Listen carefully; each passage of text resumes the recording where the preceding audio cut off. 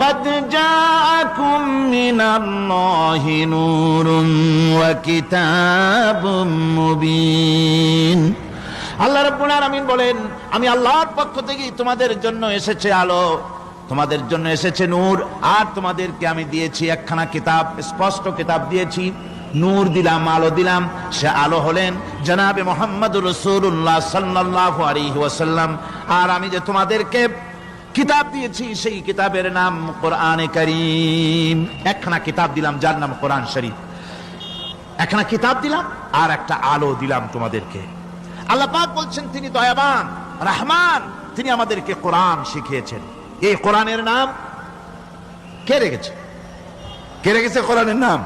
আল্লাহ। নাম শুধু কোরআনের নাম কোরআন নয়, শুধু কোরআনের নাম কোরআন। কোরআনের নাম ফুরকান, কোরআনের নাম হুদা, কোরআনের নাম শিফা, তানজিল।